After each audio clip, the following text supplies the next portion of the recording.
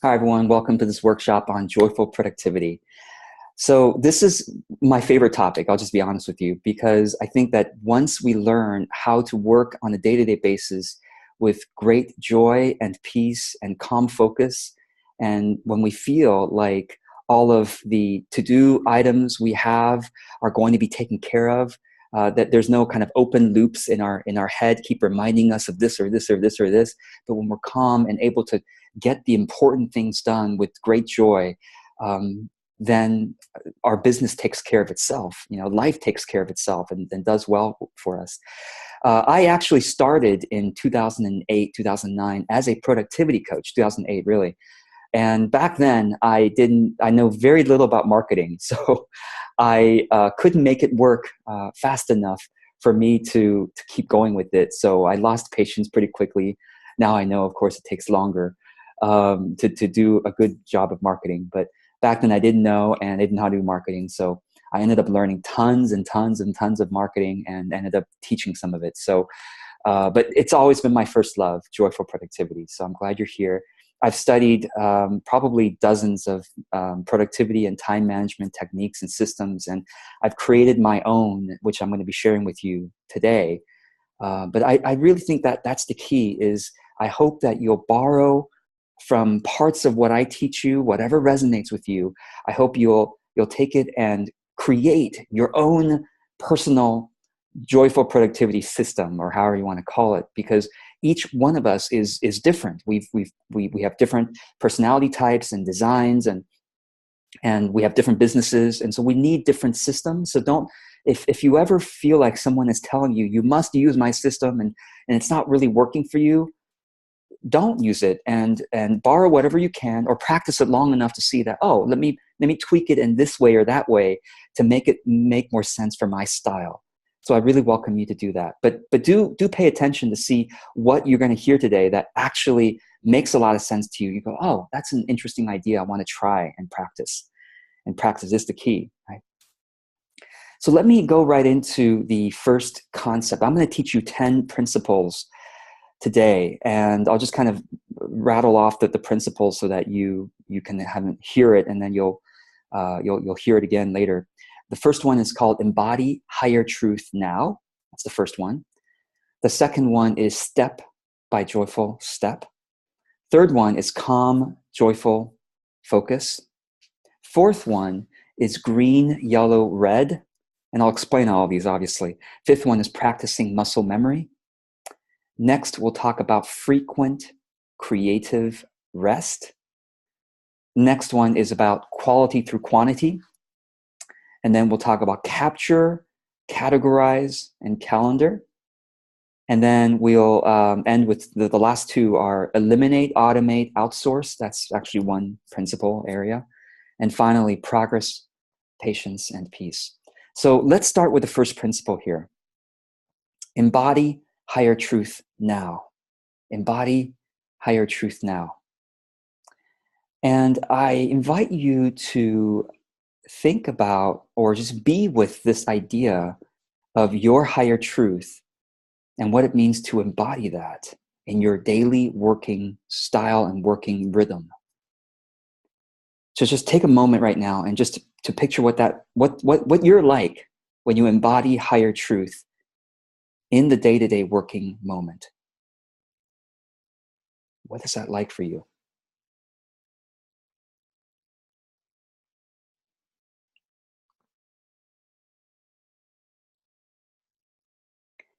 And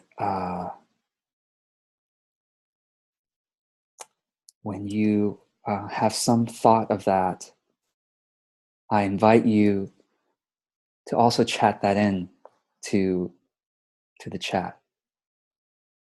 What is that like for you to embody higher truth in your day-to-day, moment by moment working?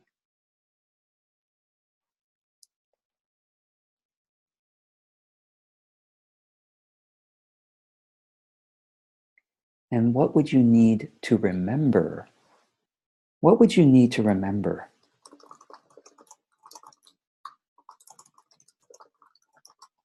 What would you need to remember or remind yourself of in order to be able to embody that higher truth on a day-to-day, moment-by-moment basis.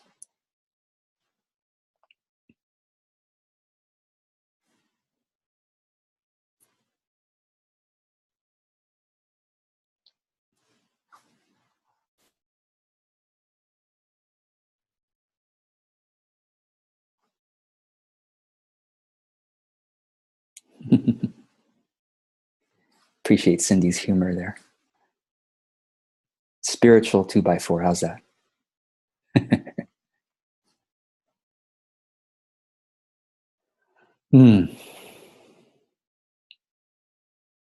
So thank you, and please feel free to keep chatting as thoughts come to you about what truth would you need to remember to be able to embody that experience in your day-to-day, moment-by-moment working.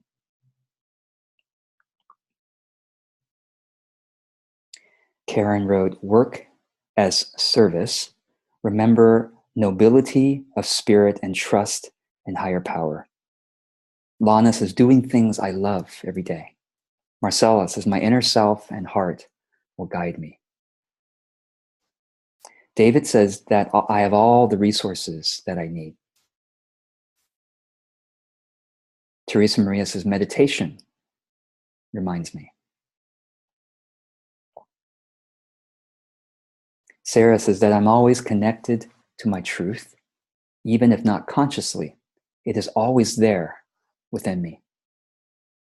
Helen wrote, be in the moment, always. Mary wrote that me feeling that way is more important than any other task that I'm doing. Michelle wrote, just asking myself that question. And Jason wrote, feeling unity of the heart and that sharing that blesses all and this planet.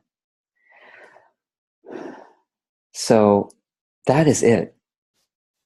If we are able to remember our higher truth and embody it in our day-to-day, moment-by-moment, and use whatever tools we need to remind ourselves of that and to keep it fresh, because sometimes our reminders should be different so that it maintains fresh, it maintains that freshness to it, then that is joyful productivity. So I want to thank you all for being part of this workshop tonight. I hope you had a good time, and that's it. No, really, that's it. If you get this one point, that's why I put it first. The rest is just a few little details. Time does fly. It's been 2 hours already. Good night. So I'm going to keep coming back to this idea because it's that important, and really it's the core of it. But let me let me share with you now what I think it means to what truth that I need to remember, and maybe you can borrow some part of that narrative that helps you as well, and keep on building your narrative that will help you to come back to what this is all about, really. So I'll give you 3 perspectives. And I kind of connect with all 3 perspectives in different ways.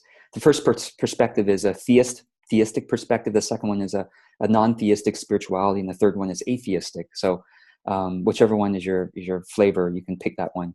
The first one, theistic, means this, that God is, imagine the most wise and loving mentor and friend and parent or grandparent, however, whatever figure in your life, person in your life means, gives you so much comfort and love and support. Imagine the wisest and most loving, unconditional loving person in your life that you could ever have, forgives you for everything, and understands you to the T, and loves you completely.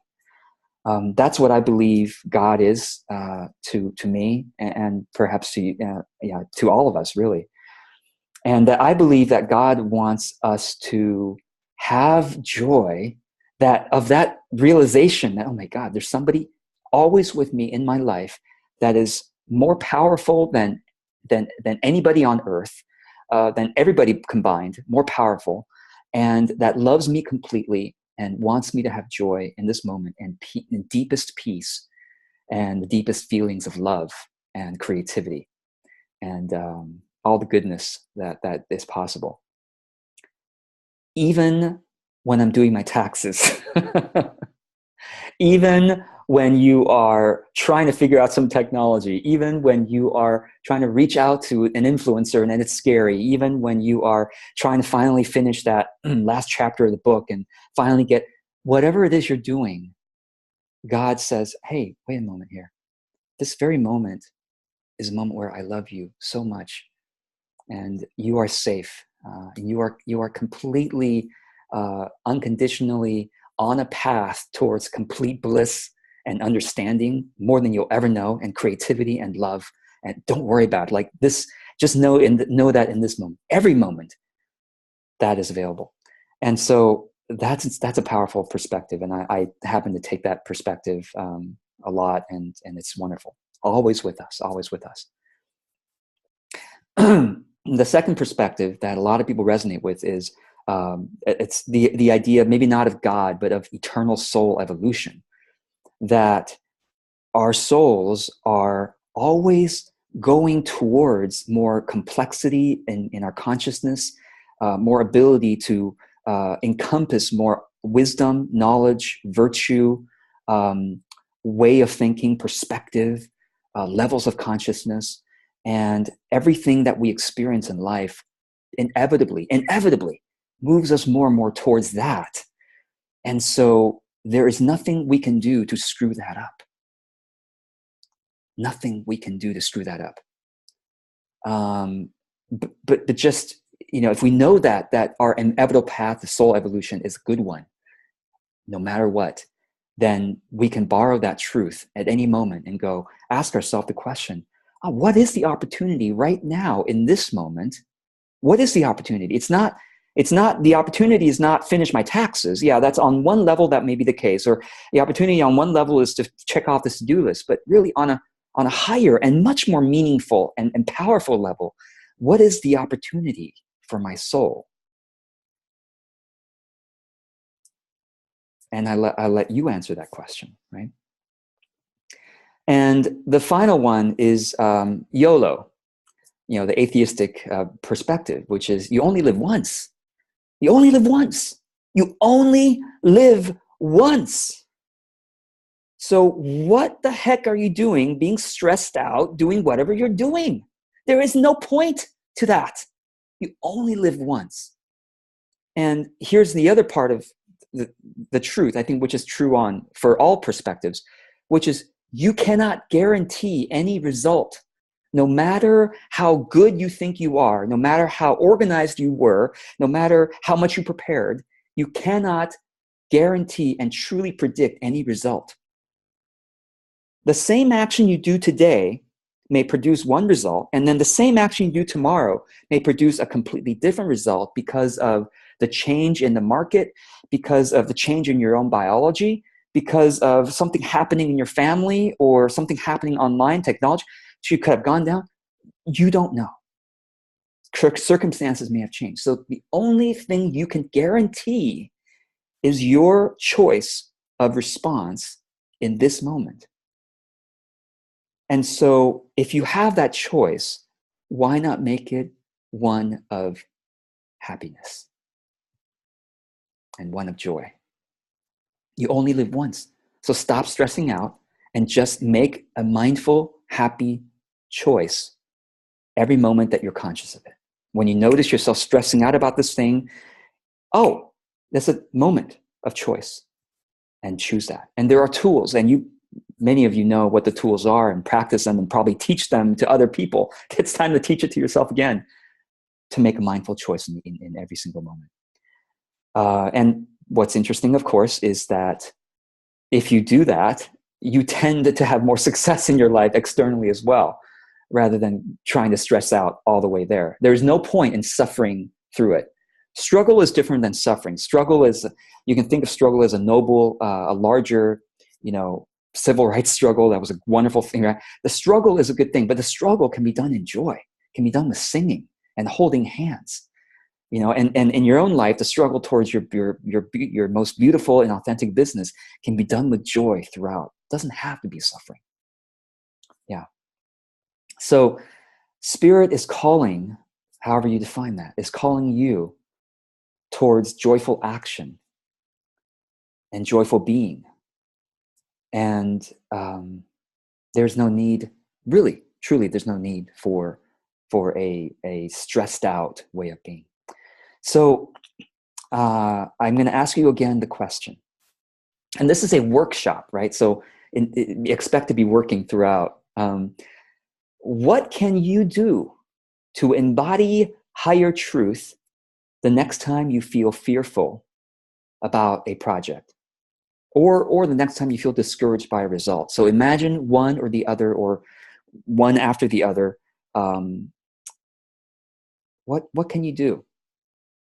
What is your move? Go ahead and pause and reflect on that. And then when you're ready, put that into the chat.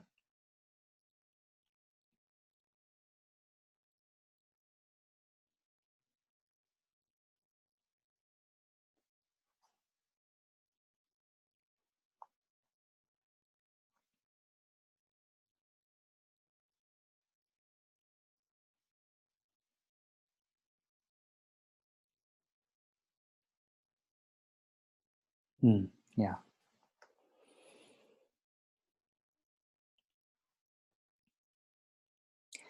Michelle wrote, reminding myself that the solution is not to work harder or to stress more. Scott says to do an energy tool and get grounded. Sarah says definitely move my body and water the plants. Diane says breathe, change the channel in my mind, move a bit, stretch, allow inspiration to emerge. Yeah. Cindy says, can we do this when calling the senators about healthcare? Yeah, absolutely. I think they'll probably be more happy to hear from you from a joyful constituent than a angry and criticizing one, right? You can still criticize just joyfully. Okay, wonderful. Thank you, everyone, for your chats, and just do keep chatting throughout, and know that you'll be able to get access to this whole chat transcript later after you fill out the feedback form. So that is the opportunity every single day. Every day, I think our highest work, our higher work, is not to check off the next to-do list item or to finish this project.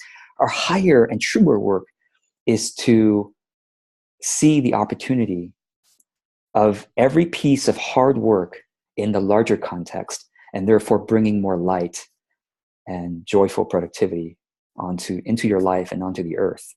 So any process of work this week going forward for the rest of your life can be enjoyed. Okay, so the next area that I would love to share with you, the next principle, is called step by joyful step. Now, you can actually replace the word joyful with any other way of being you want in your work. Step by graceful step, step by easeful step, step by loving step, step by laughing step. Step by joyful step is the way I say it. But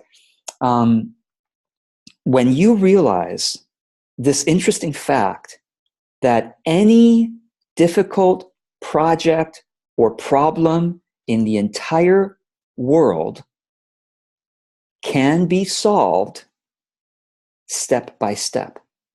Any difficulty in your business right now and in your career can be resolved step by step.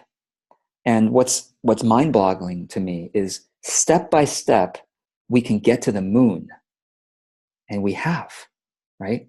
And we're, by the way, about to go again. There's this guy, I want to share this guy with you. And I'm going to share links throughout the call and the chat. And feel free to save it for later. I don't want you to be, this is distracted right now. But literally, we are going to be getting to the moon. This guy, Naveen Jain, is an entrepreneur, is really in the next couple of years going to get us to the moon again. It's pretty remarkable. But step by step, you can get to the moon. And so my question for you is, what is your moon in your business right now? What is that, like I said, step by step, you can become a rocket scientist, right? You just, step one, Google, what do I need to know to become a rocket scientist, right? Step one. And step two, read an article. Step three, read another article. Step 4, go talk to this person. I mean, literally, I mean, this is how Naveen Jain did it. I mean, he wasn't a rocket scientist to begin with, but he said, I want to go to the moon. And then he started researching and he started talking to people, and now he's got a company that's going to go to the moon. So what is it? What is your moon? What is your moon project? What is your moon shot? I invite you to chat that in. What is so difficult for you sometimes? You can think of it as a big thing, right? Like a really 50-year plan or 10-year plan, or you can think of it as, this month I got to do something. This is a really tough project for me. In fact, I actually would prefer you to right now brainstorm with me. What is that project you have this month or this week that is making you procrastinate? That is giving you lots of resistance. And so take a moment to think of what that project is. It could be doing something. It could be creating something. It could be organizing something. It could be reaching out to some people. It could be launching something. Something that is just making you procrastinate. Go ahead and chat that in when you have a chance.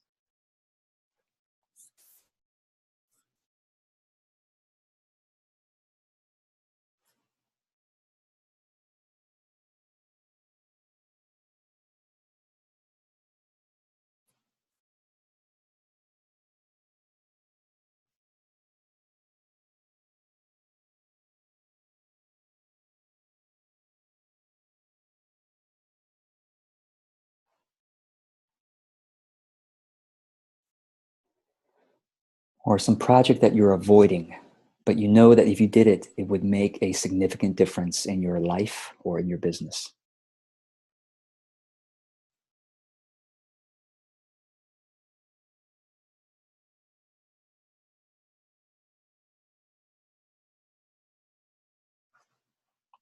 Yes, and if you have too many moons to reach for, pick one and chat that in. Okay.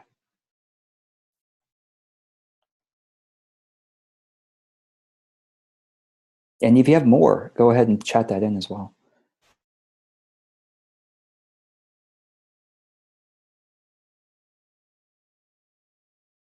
Mm-hmm.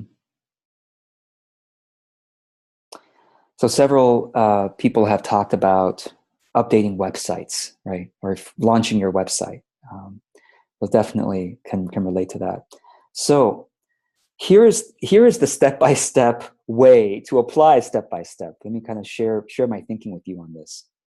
So first step, you've already done it, which is to write down what is the moonshot, what is the thing that I'm avoiding. It doesn't have to be the moonshot. It doesn't have to be a 50-year thing, but you're like, man, I'm avoiding this thing. But I know that if I did it, it would have a significant benefit to my life or to my work, to my relationships, whatever it may be. So write that down, that thing, that end goal you want to accomplish, right? Write that down first. The second step is to brainstorm and write down what the small and doable steps are to be able to get to that end result. And I'm basically summarizing for you decades of research on productivity, and it sounds so simple, but the reason why it's been researched and taught again and again, because few of us do it. What we typically do, the natural way of doing it is to keep it in here, vague and scary and a sort of an amorphous weight. That's how we typically do it. But when you externalize this onto a piece of paper or onto your iPhone or onto a Google Doc or whatever it is, write down the end result. This is what I'm trying to get done. And then start to write down the small, doable steps that will get you toward that. As many steps as you can think of to write down, brainstorm those things. And I invite you right now, right? I invite you right now to go ahead and do that. You've already written down the first thing, right? And so go ahead and write down and here's an important mantra. I don't have to know what the right order is. I don't have to know what the right order is. I just know that, okay, if I'm going to launch my podcast, if I'm going to redesign my website, I know that one of the things has to be this. One of them. I don't know where, but one of them has to be this. And another one has to be this. And another one has to be that. Okay, so just brainstorm any steps that you are aware of right now.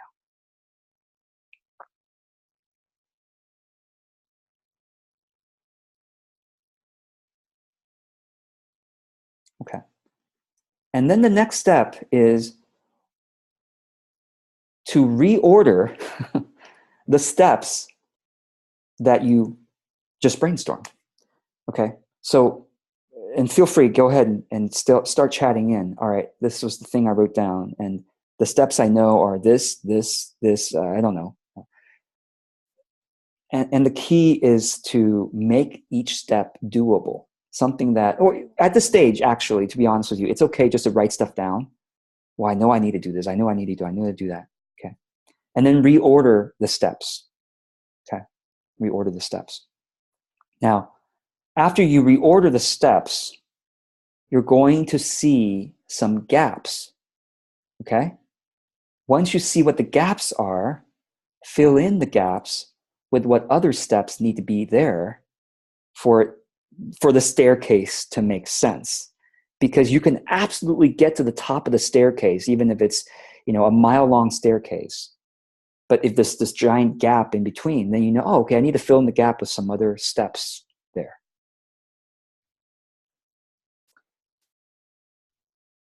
Great. Thank you, Anthony, for giving us some example there. So he says something may be wrong with my marketing funnel, sales funnel. Number 1, check the link is working correctly. Number 2, check the analytical report. Number 3, contact the affiliate product owner. 4, buy the product myself to check it out, check that it all works. Yeah, so great. Now, if you notice that there's a gap and then you don't know how to write in the steps for the gaps, right? This is where you get help. You either do some research or, ideally you just have somebody you can reach out to, a coach, a mentor, a friend, an online group, but get help to fill in the rest of the steps, or go to Google, how to, and then fill in whatever it is you were trying to do, and read like 5 to 10 articles, because they're going to have, or you can even Google step by step to fill in the blank. And then 5 or 10 articles are going to give you different steps. Everybody has different, some people's steps are like, 10 feet long, or some people's steps are 1 inch long. And so you just have to borrow from everybody's steps until you fill in the steps that make sense to you, that you find doable. Okay. And then the next step after getting help to fill in any gaps is to start taking the steps. Start taking the steps. And here's another mantra for you. As I take the next step, more clarity will be revealed. As I take the next step, more clarity will be revealed. So that's part of the the truth is less like a staircase where you can see every single step all the way a mile up. The truth is more like we're walking a foggy staircase. It's kind of foggy. You can see some of the steps, but as you take the next step, you realize, oh my God, the next step actually is 10 feet tall. So I better get a little step ladder here so you won't actually know what you really need to do all the way until you take the next step. More clarity will be revealed. And then another mantra, of course, is take the next doable step. And that means, well, what is the doable step? If, for example, export the data is what you wrote down for your next step, you're like, that's intimidating for me. I'm procrastinating on it.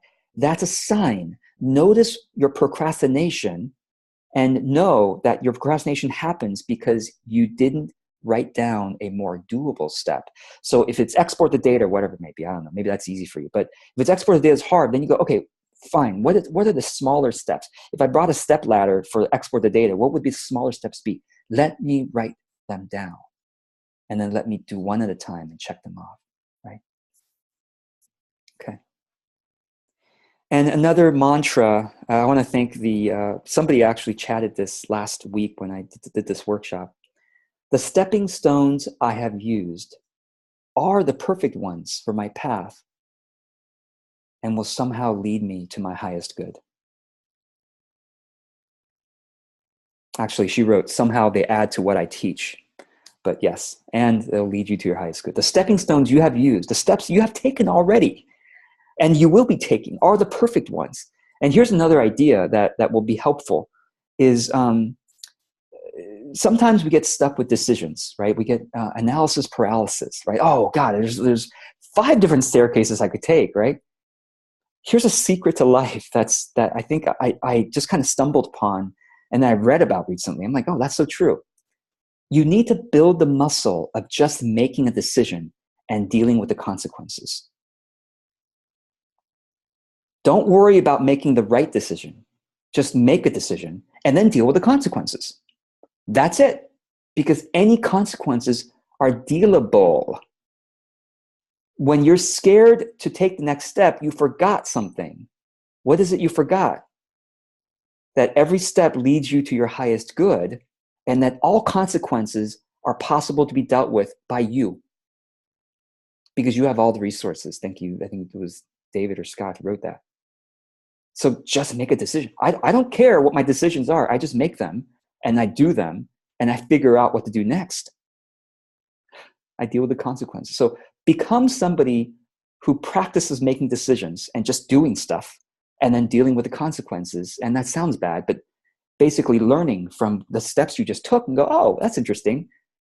Nothing in life is bad or good, I think. Especially don't think of anything as bad, but just, oh, that was interesting. Oh, how interesting that happened. So what do I want to do now? Oh, interesting. What did I learn? What do I want to do now? Let's do it. Okay. All right. So I hope that's helpful. And if you, like I said, getting the help to brainstorm steps and to have these reminders. I hope that some of you decide to keep in touch with one another, and maybe you can be encouragement buddies and brainstorming buddies for steps with one another. And I just want to show you later on, after you fill out the feedback form, you're going to get access to this document. Again, at the end, you'll fill out the feedback form. Actually, I think it might be in your inbox already now, but don't fill it out now. Fill it out at the end. And then you'll get access to this document where you'll be able to write in your introduction, just a paragraph with your contact information, and be able to have others keep in touch with you if you like. And you can say why you want to keep in touch. And by the way, the people from last week will be filling this out as well. So I'm going to unify the documents for those of you who have been to my workshops before.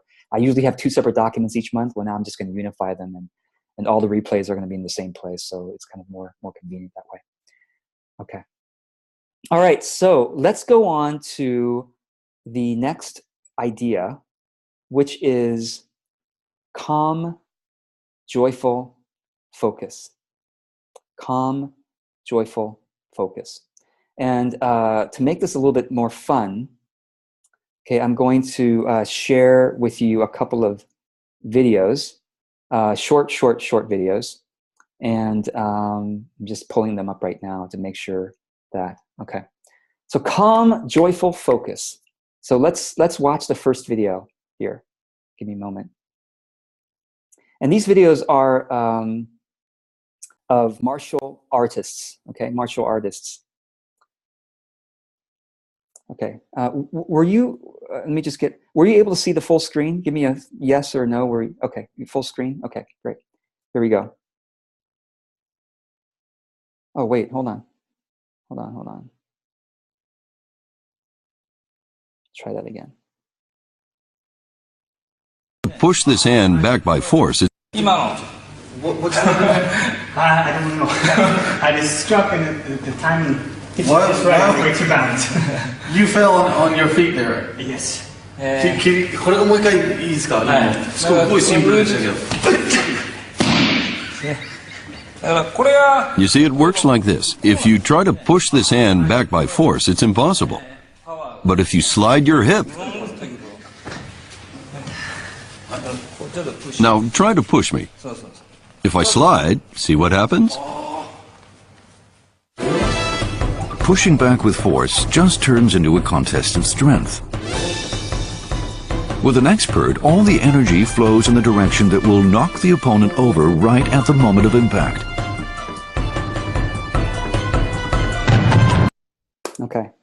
So, were you able to see that, everyone? Everyone? Okay. So the message there is profound, right?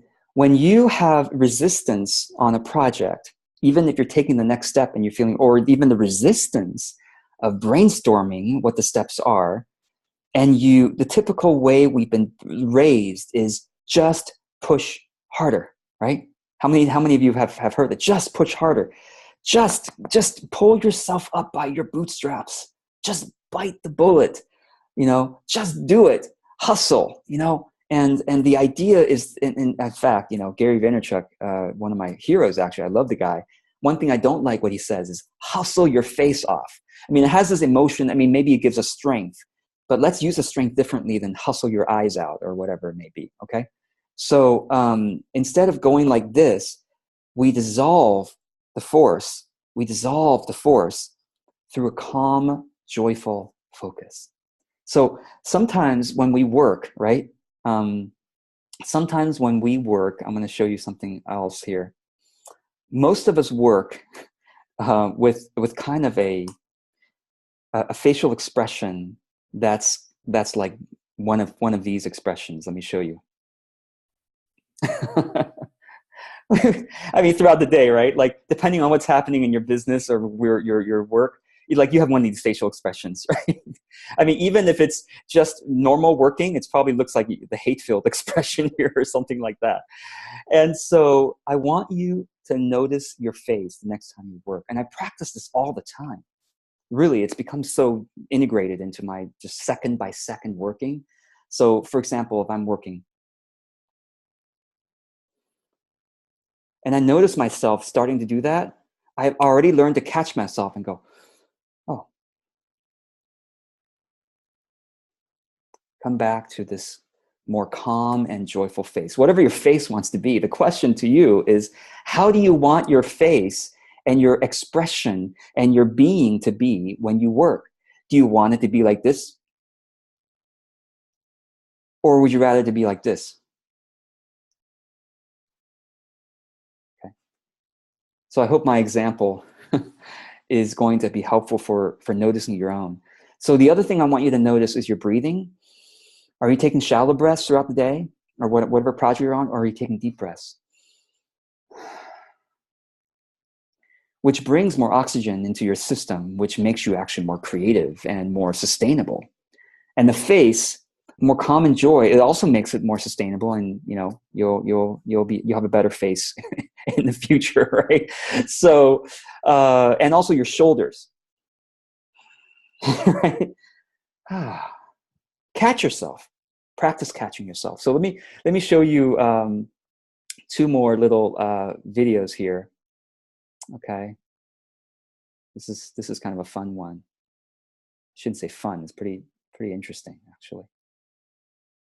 Okay, here we go.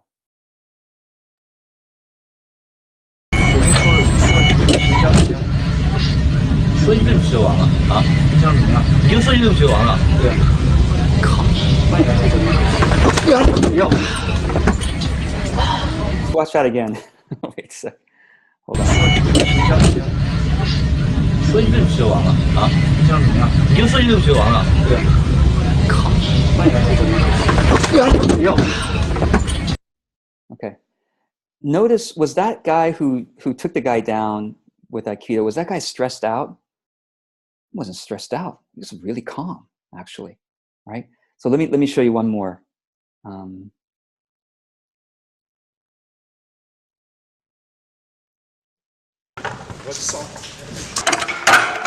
Look at this guy's face.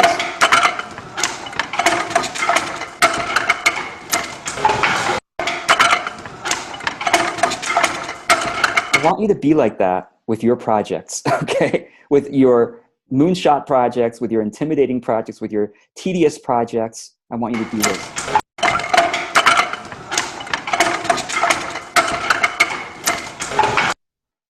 Okay. The guy is not stressed out at all. He has this calm, joyful demeanor as he just takes care of stuff. And you can be like that too. It just takes practice, catching yourself, starting with your facial expression, with your shoulders, and with your breathing. Okay. Jason says Yoda face, not Gollum face. Okay, that's a good one, Jason. It's a very helpful example. So now let me actually read you this interesting quote from a book called The Practicing Mind, which I have a book summary, and when you get the resource document, you'll get a link to the book summary of The Practicing Mind. The quote goes like this: I once read an interview with a coach for the US Olympic archery team. he commented that the biggest problem he faced in coaching the American team was that they were so fixated on their scores, of the results of the shots. They were so fixated on that. It was as if they were drawing the bow and releasing the arrow just to hit the bullseye and earn a good score. This was in contrast to the Asian teams who, having grown up in a different culture, they were consumed with the process of properly executing the technique that led up to the releasing of the shot. When the arrow hit the target, where the arrow hit the target was almost unimportant compared to the motion of drawing the bow and correctly releasing the shot. They just were focused on that. Okay. They viewed the result with an almost detached indifference. Oh, interesting. Interesting, right? For them, the desired goal was a natural result of prioritizing the proper technique of drawing the bow. They operated in a completely different paradigm, and because of it, they were very difficult to beat. The minds of the Asian archers were quiet, uncomplicated, and free from mental turmoil. I want yours to be like that too. The irony was that when compared to the results-oriented Americans, right, the Asians were the ones who were winning. Now, US sports psychologists are teaching our athletes, our American athletes, to think along similar lines. Think of the archers. Think of those Asian archers who were just focused on drawing the bow and letting go. Oh, interesting. Oh, interesting. That's what I hope. That's what calm, joyful focus is. It's not a calm, joyful focus on, oh God, I got to get, the 10 signups for my next launch, or I got to get, the 500 visitors this month, or whatever it may be. Yeah, you have that goal as the overall direction that you're pointing, but then you just execute the actions in a calm, joyful way that may or may not, that has the potential to lead to that. But you know that there are way too many factors in life, in the society, in technology, in the market situation, in your audiences, whatever's going on in their head, in your own biology, astrology, whatever it is you understand factors to be. Too many factors. So just execute the shot and go, huh, interesting. What can I learn from that? Oh, maybe point it a little bit this way. Okay, let me try that again. Okay. Knowing that every step is inevitably leading you to your highest good, and why not enjoy the journey along the way? Why not? And in fact, if you enjoy the journey and bring more light and joy into the moment, you'll, in my experience, palpably change your life's direction, and it just goes into a very strange and beautiful direction. So, okay, so now what I want to do, before we leave the calm and joyful focus idea, is part of calm joyful focus is to practice keeping interruptions at bay. Practice keeping interruptions at bay. How many of you, when you work at your computer, have notifications that visually pop up for you? George just sent you an email, brief feedback, for the workshop. How many of you get phone notifications all day long, and you can stop all of that? None of us work in an environment where you have to get and respond to that next email immediately, or else you're fired. And by the way, if you work in that environment, I really hope you'll move on from that job or that client. I have trained my clients to expect me to respond when I want to respond, not within an hour, within 15 minutes, and sometimes I actually happen to do it just because I do check my email throughout the day for fun, okay, for fun. I want to show you something here. This is my actual email inbox right now. This is my actual email inbox. That's it. That's all the emails that I have ever right now in my email inbox. I respond throughout the day just when I have a spare minute or two for fun, like, I feel like responding to Darren right now. And if I don't feel like responding, guess what?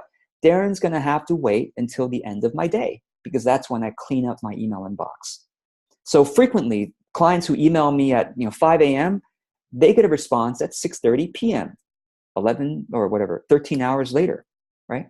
It's fine. I have a thriving business, and the clients who needed me 15 minutes, they either left or I politely fired them, and you can as well.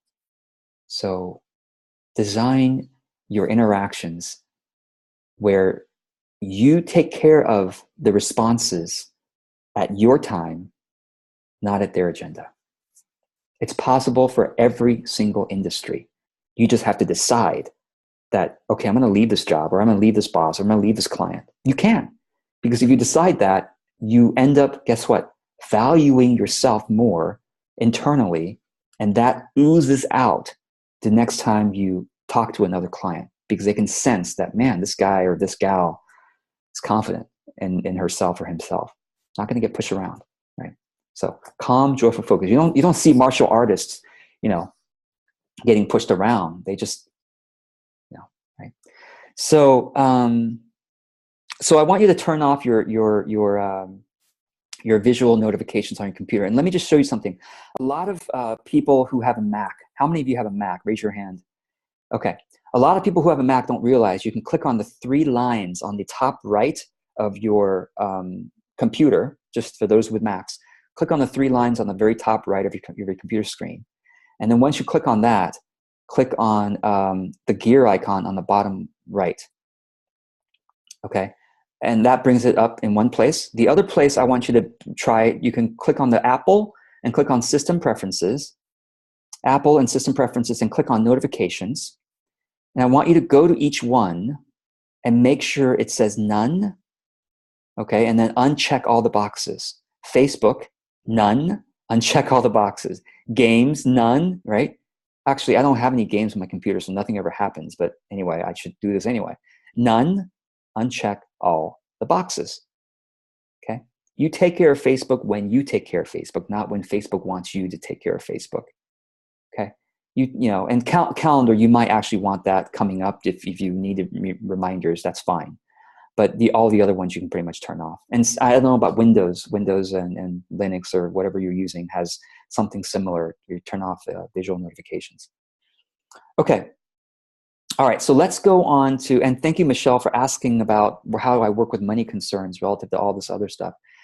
I am thinking about doing a 90-minute online workshop called Healthy Money on October 4th. And if you're interested, you can let me know. I'm still brainstorming whether I want to do that. And if so, what questions should I cover? So Michelle, if I do that, that will be one of the questions I cover. So, and it'll be one of my $25 workshop pricing. Okay, so let's go on to the next concept, which is green, yellow, and red. I want you to think of this every time you look at a traffic light from now on. Traffic light has green, yellow, and red. Traffic lights are all over the world. So this will serve as a nice trigger reminder for you. Green, let's implement that in our own productivity life. Green is the state of being in flow, of having calm, joyful focus. That's it. Calm, joyful focus. That's green. You're in flow. You're like that martial arts master doing this and this and this, and with a smile, with happiness, with breathing, with remembering you're embodying your higher truth. And red, I'll just go to red. Red is when you are burnt out, when you are exhausted, when you are frustrated, when you are confused and when you are angry, when you are sad. That's red. Yellow is actually the most important light. Yellow is the boundary in between. Yellow is what you need to practice noticing. Because as soon as you notice yellow, I was in this green zone, being in the flow, happy and calm, joyful focus, and I know what the red zone is. I don't want to be there. Oh, I'm getting into yellow now. Practice observing the yellow state and then catching yourself and go, I'm going into yellow. What can I do to get back to green? Now, green actually has 2 modes, right? Green has the I'm working, focused, mode, right, of taking care of the items and working on the project in a calm, joyful focus. But when you're resting, you can also be in green, yellow, or red, okay? Walking your dog at the park at a very leisurely and joyful pace is green, right? Watching the 5th hour of the Netflix thing you're binging is probably red, okay? You get me?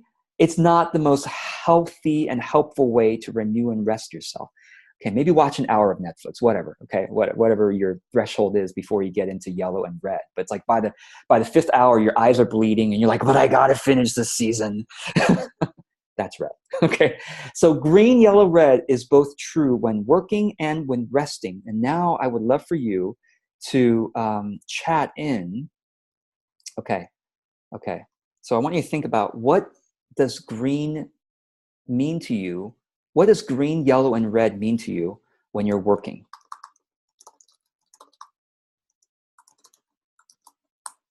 Let's start there. What does green, yellow, red mean to you when you're working? So take a moment to think about that. Think about each one. And when you are ready, go ahead and chat that in.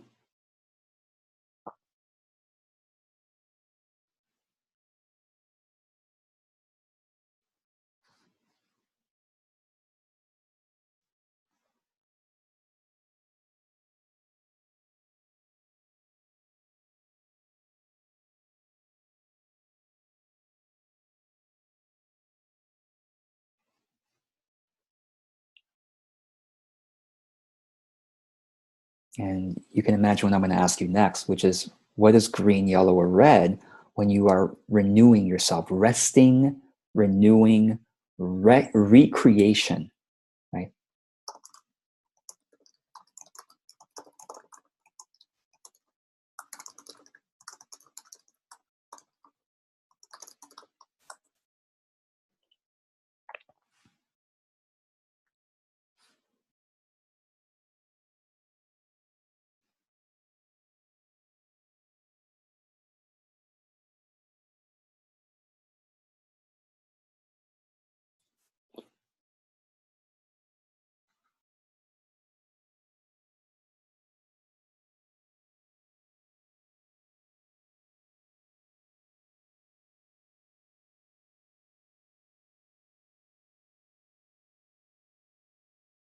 Yeah. So Deb wrote, yellow is starting to feel anxious. Red is full on procrastination, right? Mary says red is when it's annoyed and frustrated. Okay. Sarah says green is moving through tasks with a rhythm. Yeah. Yellow is trying to push too much in a day, and red is fighting to stay focused and resenting the work.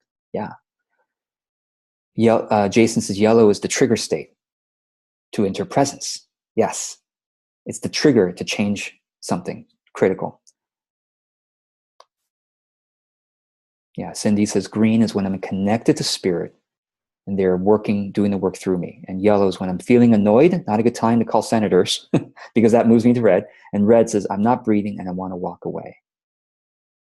Yeah, great. Okay. So is that helpful to have that concept, which you will be triggered by every time you see a traffic light? Go, oh, that's right. What is green for me today? What is red for me today? What is the trigger point of yellow? Okay. All right. So the next concept I want to share with you is called practice muscle memory. And I'll be honest with you, this was one of the favorites from last week. So I hope you'll really get this concept as well. So here is how the concept really begins. You are in your day, and your behaviors are actually a bundle of habits. You are behaving the way you're behaving, not because you're just that way, or I'm just born this way and there's nothing I can do about it. Your behavior, I mean, not talking about your physiology, even that can change, by the way, right? But your behavior, how you respond to things, how organized you are, whether you just give in to doing something without paying attention to the time. All of that is practiced muscle memory. All of that is either, you can consider it either a habit or consider it an addiction. Same thing, habit, addiction, however you want to say it. Addiction is the negative way of saying a habit, right? So the way that I pick up my phone and immediately go to a game or whatever that I don't want to do is a habit or an addiction. And it just can take muscle memory to change that. So I can simply pick up my phone. The muscle memory practice is 3 to 5 times. 3 times for something that's as a start, but 5 times if you need to do more. So if I want to say, every time I pick my phone, I don't want to go to Facebook, I want to play this game, whatever it may be, then here's what I do. Pick up phone, press start, go to Kindle. Boom. Now I'm in the Kindle. How long did it take me to practice? What, 10 seconds? I'm going to practice it again. Put the phone down, pick up the phone, press go, home, automatically go to Kindle. Okay, there it is. Okay, 3rd time. And I'm saying this, I'm showing this to you because I want you to think about what activity, the way of being you want to change in your work or in your life, and know that you can practice 3 times the beginning of the better action you want to do. Okay, so again, pick up the phone, press home, go to Kindle. Great. Another example is, let's say that you need to do a project that you really don't like.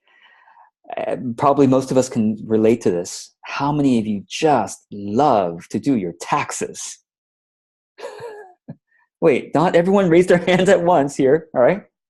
Calm down. Okay, all right. So typically the muscle memory when it comes to taxes is think of taxes, imagine the forms, and go, God, I hate doing that. Avoid, go get, some chocolate or whatever. That's the muscle memory. You have practiced that how many times now?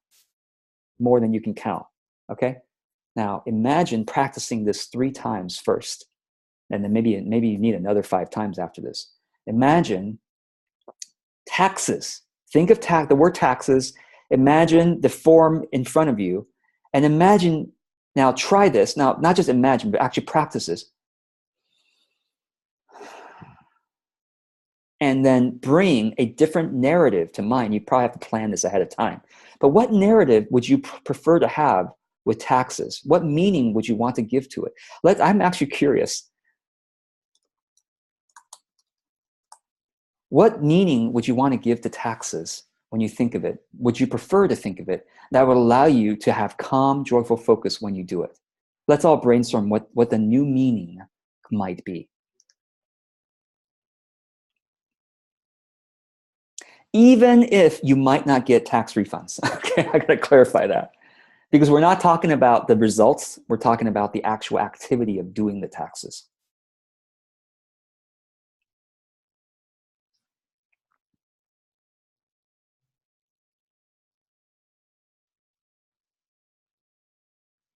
Brilliant, yeah. So Michelle says safety, peaceful sense of completion. Lana says, yay, I'll be done for another year. Although the danger there, Lana, of course, is you're skipping the actual process itself, which can also become joyful focus, right? So yeah, anytime you think, well, I just kind of get it over with, remember that taxes, for whatever reason, has been given to us by higher self, by God, by the universe, by our collective consciousness as a yearly activity in life. So there must be, there is no mistake in creation, is there? So taxes is not a mistake. Somehow, why the hell did you make taxes and cockroaches? What's going on there? It's not a mistake. It's an opportunity. Every single year, you and I have this opportunity called taxes to turn more light into this industry of tax preparation, to bring more light and joyful focus to the vibration that goes out when the word taxes and the forms are looked at. That's the opportunity. And so when I look at taxes, I practice this. When I look at the forms, you know what I do? I go, wow, I'm so curious. I mean, the people who created these forms, had to think about a lot of things. I mean, if I had to read the tax code, oh my God, like that is horrible. But the people who create the forms, they have thoughtfully looked through the entire tax code and go, listen, no, let me, you know what, Janet, you don't have to read this thing. Let me just simplify it for you. Instead of 3,000 pages, it's 3 pages or 10 pages, whatever, but it's not 3,000 or 300, whatever pages. So let me do the effort of going through all that and simplifying it for you. I'm grateful. Thank you. When I put that in that perspective, I get to just fill out these forms instead of having to study all that stuff. And also, I'm curious how their way of thinking about designing the form is a peculiar way of doing it. I mean, maybe I would have done it differently, but I'm really curious how they're thinking of it. And so I kind of do it. And also, so that's kind of brings my curiosity to it. So I look at tax and, oh, that's interesting. Oh, isn't that interesting that they did it that way? And then a second emotion that I practice having is, ooh, I get to practice enjoying calmly and slowly picking out what number I need to figure out and fill and filling it in. Now, that's the oddest thing. Most of us are, I got to get it done, do fast. I do it opposite. I do my taxes. I'm like, great. Let me get some chocolate. Let me put on some nice music, put on some aromatherapy, do some deep breathing, get curious about these tax preparation people, and joyfully and calmly go, oh, okay, they're asking for this number now. Isn't that interesting? Let me look back at my books and see, oh, I'm so curious. It's a game. How can I find that number? Where's that number? Oh, I'm getting frustrated. Oh, yellow. Oh, okay, let me stop for the day or stop for the hour and go do something else. Nobody said you have to do all of it today. Now, of course, the problem is unless you wait till the last minute. But even if you wait till the last minute, you can still do it with calm, slow, joyful curiosity and anticipation. Just pay the fine. That's it. That's just, remember, make a decision and deal with the consequences. You can pay the fine, no big deal.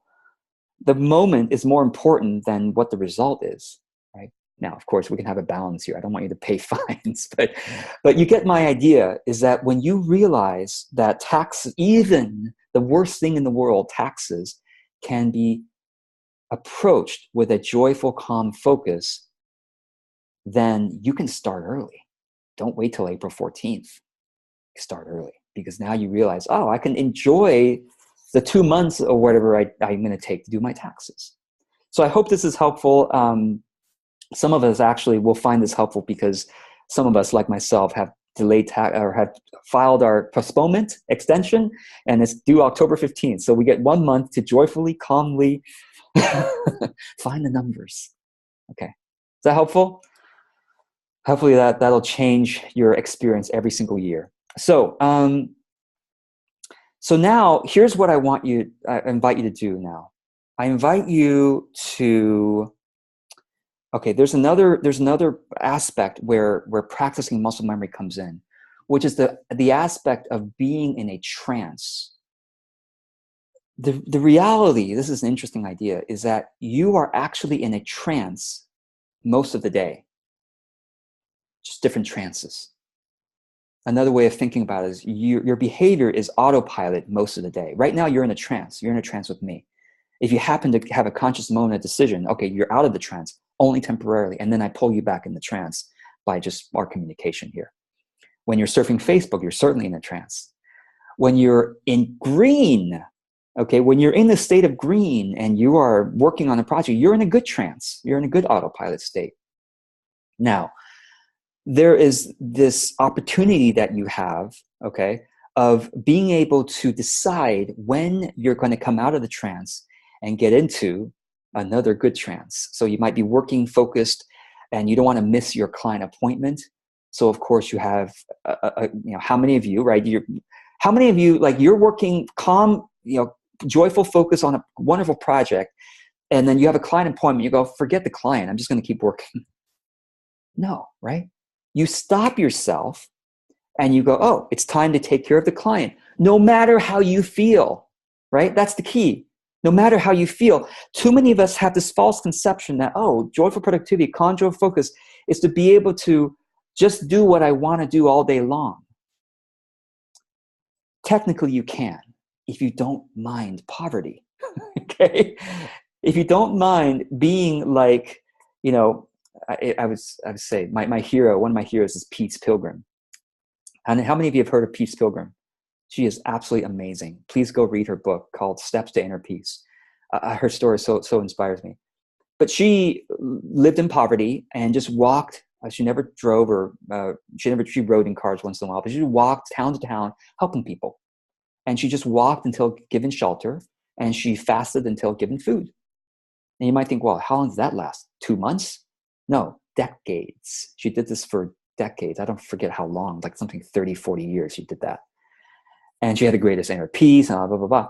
So that is an option. You can just do whatever you want, helping people and doing whatever you want, and hopefully it's helping people, and fast until you're given food. And okay, but most of us aren't maybe called to do that in this life. Most of us are called to have an authentic business. That's why you're here. That's why you're my audience.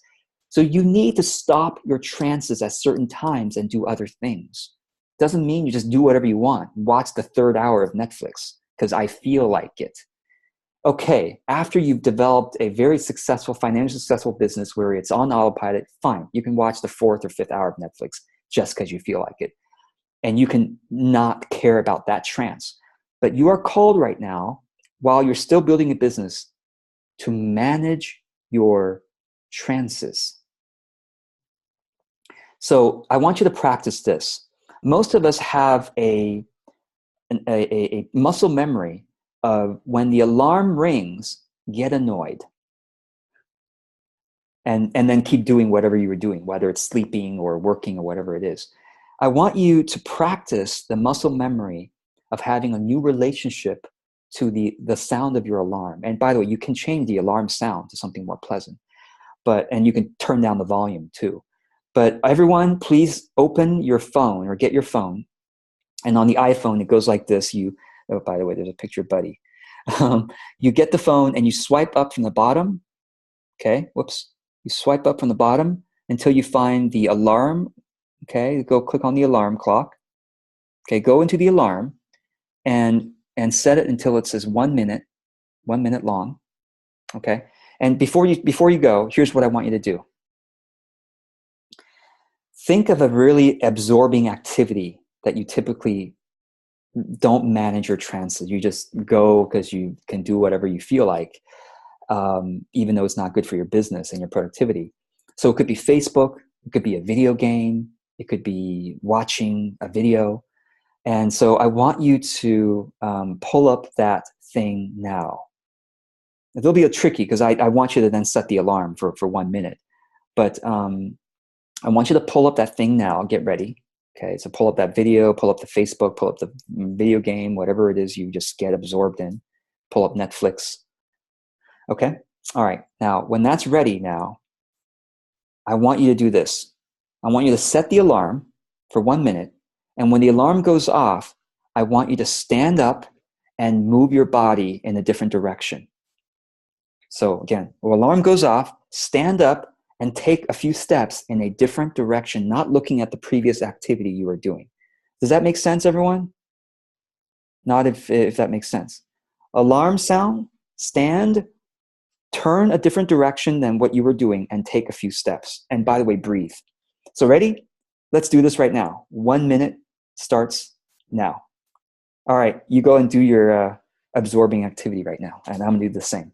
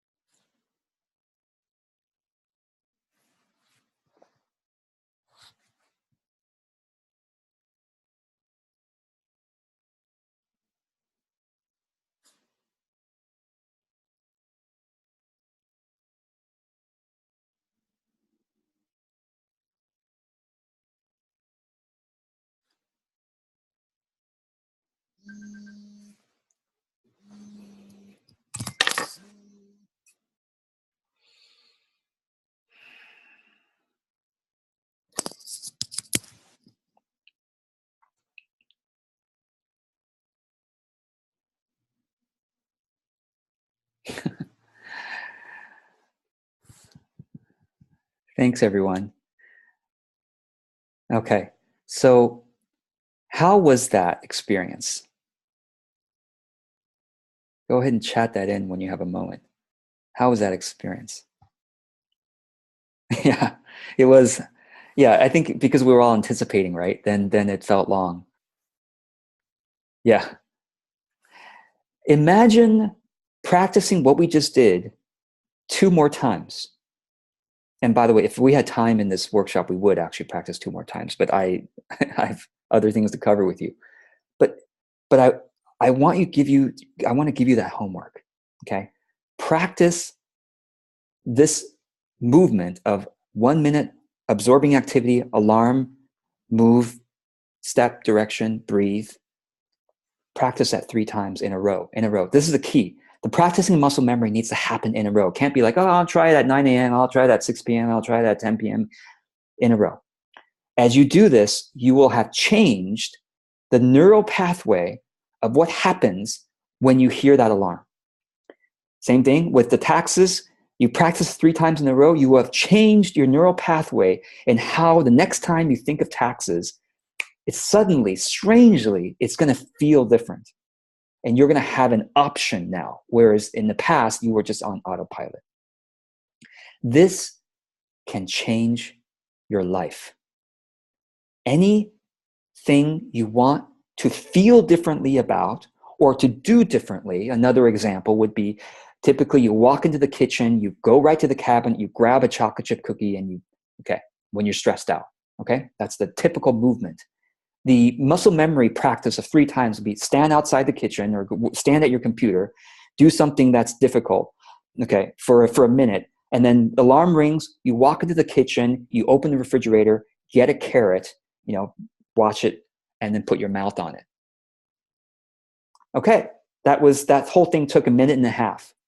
Put the carrot back in the fridge, close the door, come back to the computer, set alarm for 1 minute, work on whatever it is. Alarm goes, you go to the kitchen, pick up the carrot, do that again. And after you've done that 3 times, you'll find the strangest thing in the world. Next time you feel frustrated and you want to get that cookie or whatever, you'll suddenly have a moment of, you're like, wait, how come I don't, you're not tempted as much anymore. Maybe not even at all. You're just like, hey, how come I suddenly feel like I can reach for the carrot now? It's the strangest thing. And I hope you will practice it with whatever habit you want to change. And whatever project you want to bring a joyful focus to or embody higher truth now, practice it 3 times in a row. If it's tough, practice it 5 times in a row. Make sense? Give me a nod if that makes sense. And awesome. Okay, great. So let's now go on to the next idea, which is frequent creative rest. And I'm just going to share a few quick ideas with you, and then we'll kind of move on because I do want to give you a quick break after frequent creative rest, not surprisingly. And the idea is this: there are 2 modes in which we work. We work in, this is what science has discovered. Anytime you're trying to learn something, anytime you're trying to solve a problem, anytime you're trying to be creative, there are 2 modes. There's the focused mode, which is the conscious working on that thing, or the conscious reading of the material, or the conscious trying to design or solve a problem. That's the focused mode. And then there's the diffused mode, which is after you have spent at least a few minutes in the focused mode. When you walk away, you are now in diffused mode as long as you're doing something that's autopilot. Okay, so you are working on your project, the alarm rings, you go and get a cup of tea in the kitchen. You are in diffused mode now because you're kind of autopilot. You know how to get tea, or you know how to walk the dog, or you know how to wash the dishes, or whatever it may be. It's autopilot, okay? You're not consciously working on the problem, but you're in diffused mode. And that's when the subconscious kicks in and works on the problem for you. So that when you come back to focused mode again, you will find the strangest thing, which is, how come I now have this new idea that seems so obvious to me now that wasn't obvious 20 minutes ago when I was in focused mode the first time? Because your subconscious is far more creative than your conscious focused mode mind. However, you do need your conscious focused mode for at least a few minutes to set that assignment for the subconscious in diffused mode to do the work. So the focused mode, how long does it need to be? It depends on who, it depends on you. So you should experiment. But I would say at least 5 minutes. I mean, if it's a really difficult project for you, practice embodying higher truth, calm, joyful focus, but then set the alarm for 5 minutes to say, I'm going to get focused for 5 minutes now. Just try. I mean, if it's hard, I'm just going to be brainstorming the steps. If the steps, I know what I need to do now, and I just need to take the next step, I'm just going to try. I'm going to try for anything you can do for 5 minutes. Try for 5 minutes, focus mode. And when the alarm goes off, yay, you can step up, practice, every time the alarm goes off, go into the kitchen, get some tea, get a carrot, whatever it may be, walk the dog, and then come back. And by the way, the diffused mode can be as short or long as you want. The longest I have read of diffused mode can be is generally like 3 to 4 days if you're talking about one project. So if you are working on a project, try not to leave it for more than 3 or 4 days before you work on it again. Now, I know sometimes you're like, because by the time you wait for 3 months or a year or whatever, by the time you come back, you have to restart the focus mode, which is fine too. It's just that you didn't get the benefit of the diffused mode if you wait more than 3 or 4 days. Does that make sense? So ideally, you would work on something every day. I mean, if it's a hard project, or ideally you would work on it at least twice a week, because that's about 3.5 days at least. Okay. So that will keep developing your diffused focus mode benefits. And so this is why it's important to take frequent creative rest. So I'll tell you as an example, this is how I write my blog posts. I'll just give you my whole process here. First, I plan on a Tuesday or Wednesday, I will plan out in focus mode for half an hour what my upcoming week's videos, and because I actually do a video and blog post at the same time. So I plan out what the upcoming week's videos are going to be. Basically the basic, maybe 2 or 3 points I'm going to say in each of my 3 videos. I do that on a Wednesday, let's say. And then on a Friday afternoon is when I go and record my 3 videos. So you see, I've already focused on Wednesday, planning it out, diffused on Wednesday and Thursday and Friday, and then focused on Friday, making the video again, thinking through, basically talking out my ideas, right? Now, then I write the blog post for each of my videos Monday, Wednesday, and Friday of the following week. So I've given myself more diffused mode time before I write the blog post. Now you might say, well, George, isn't the following Wednesday, isn't that more than 3 days? Yes, technically it is. So typically my Monday videos, a bit more creative. But then what I'll do is I actually look at my Wednesday video after I did my Monday blog post. I'll kind of look at my Wednesday video a little bit, then I get myself in that mindset again. And then when Wednesday rolls around, I'll have 2 days. I've had 2 days of diffused mode before I then write the blog post associated with that video. So, and then by the way I write the blog post has also its own mini focus and diffuse mode. When I start my morning, I don't first check my email and blah, blah, blah. Actually, I do check my email a little bit, like when I'm in the bathroom in the morning, just for fun, kind of. But then after I get to my computer, I don't further respond to email, all this. After I get to my computer, right, I first start writing my blog post for the minimum of 5 minutes if it's hard. But if I'm in flow, I just keep writing, okay? And once I've written as much as I want, 5 minutes to half an hour, I then go prepare breakfast. So diffuse mode for 15 minutes. And then I come back to the computer, and while eating breakfast, I finish the draft. So another focused mode. And then before I click publish, I go take a nap, because after the breakfast, I'm now sleepy, okay? I go take a nap for 15 minutes, diffused mode. I come back, and then I finish, and then I edit the draft, and then I click publish. That's how I do all my blog posts. So you see this focused diffuse, I practice this all the time, frequent creative rest.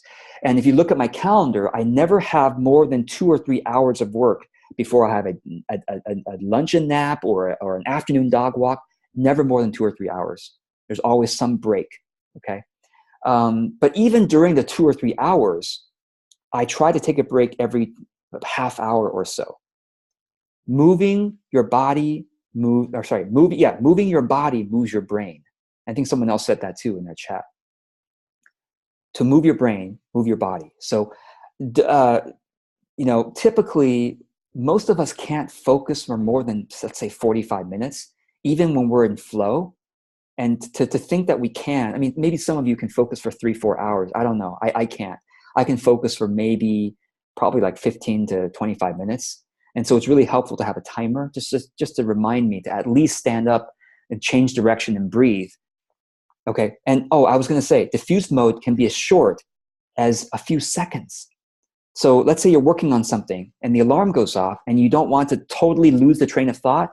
Practice 2 breaths with me. In, out, in, out. Here we go.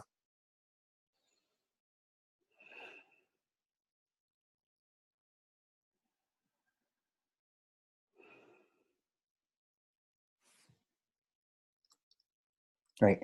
And you can continue working. So even if you're in flow, you can still use the frequent creative rest idea of 20 seconds of breathing. It will just put you in a different state and you'll probably have more ideas. The subconscious mind works very fast.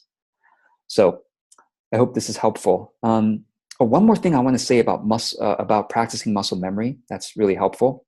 And you know what? I'm going to say that after our 3-minute break. So you've done enough focused mode, and I'm going to set the timer now for 3 minutes. And I'm going to do that right now. And I encourage you to go and use the restroom or stand up and stretch and get some tea. I'll meet you back here in 3 minutes. Let's go.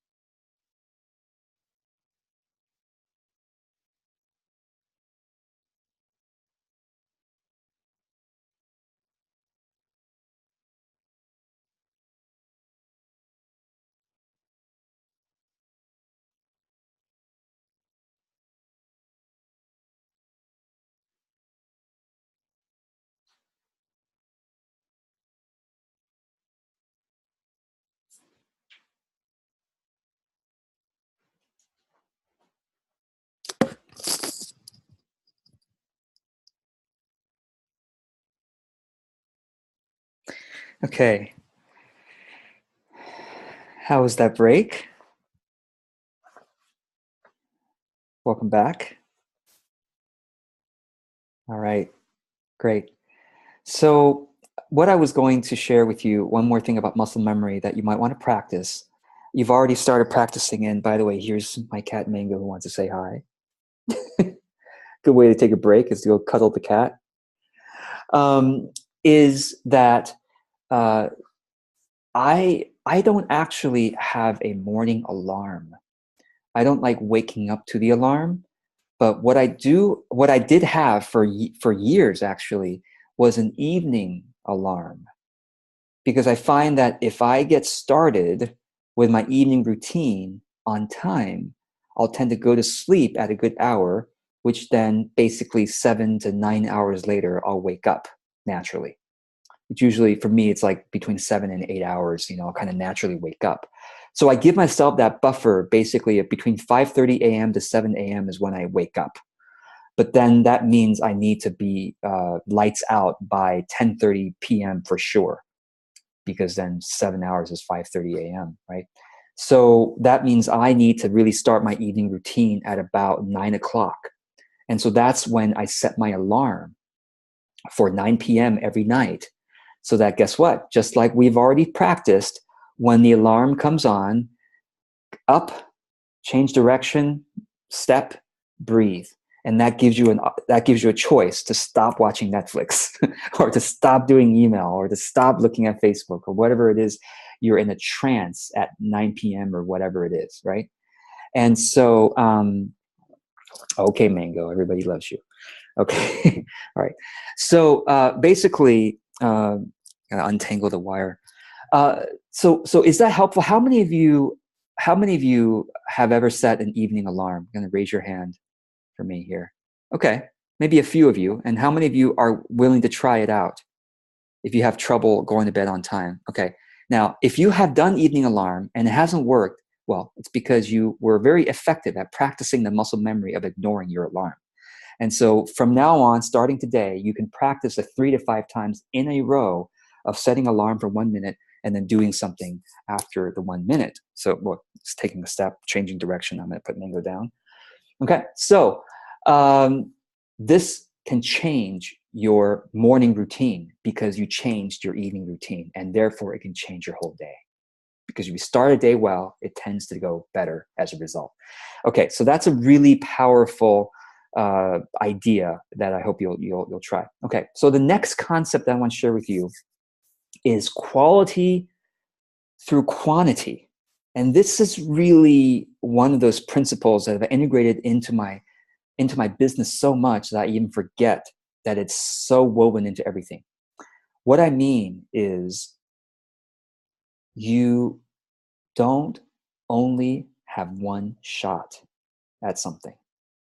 That is the biggest block to true creativity, is that, man, I only got this one shot. No, you don't. I mean, anything, and you can start many businesses. You can launch again and again and again. Your blog posts, write one after another. Even some of us might believe, even life itself, you don't just have one shot. Come back again and again and again. Quality through quantity, right? Virtue through reincarnation, right? It's the idea, quality through quantity. It's really a sort of spiritual principle, I think. So it's where people get stuck is, I've got to do it right this first time, or I got to do it right this next time, okay? This next online course I'm creating, I got to do it right. This next webinar I'm doing, I got to do it right. This website I'm relaunching, I got to do it right.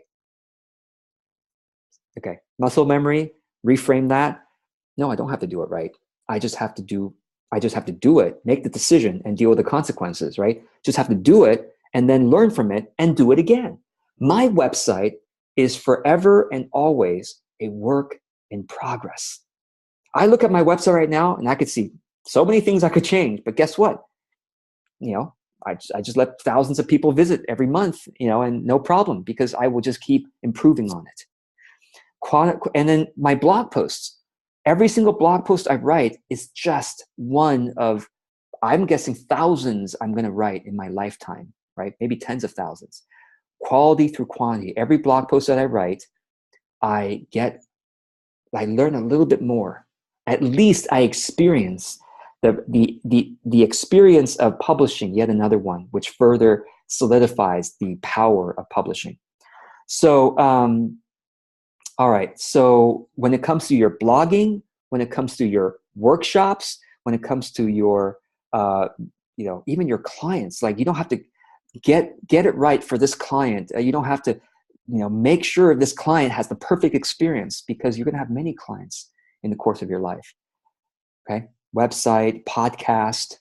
Sorry, I don't mean to say your podcast is not going to be good, but I'm just saying that, don't think so limited like this. I got to get the podcast launch right. No, there's no right. Launch the podcast, because you can always, guess what? Relaunch it a couple months from now and get even more excitement when you relaunch it. So there's never a single shot. You can especially in business and especially in marketing, you have virtually unlimited shots you can take. So I want you to remember that quality through quantity. So I would love for you to chat in right now.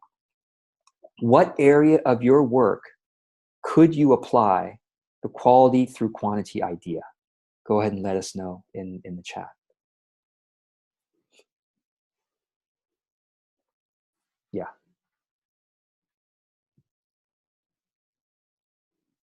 Great.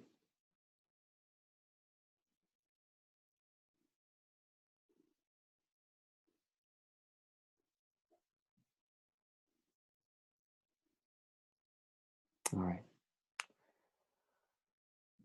Good. Wonderful. Okay, so the next concept I'll share with you is called capture, categorize, and calendar. And this is kind of a more just mainstream productivity technique. It's not necessarily joyful productivity, but it's important. And I'll just share this with you. When you have a large volume of tasks and you feel overwhelmed, it's because you are anxious that there is no slot in your time that those tasks could all get done. Okay? It's the anxiety about not having a slot, in my experience, in my opinion. And you can let me know why you think you feel anxious about an overwhelming things. But imagine now your long list of tasks that you could do. Imagine if all of that had a slot in your life. Therefore, there is no anxiety that is needed, because you know that it's all going to get done. Okay, so this is what I mean by capture, categorize, calendar. I mean any idea that you think, oh, I want to action that, I want to do something with this. Okay, so this is the way it works. Okay, I always keep with me an idea capturing tool, which is my iPhone.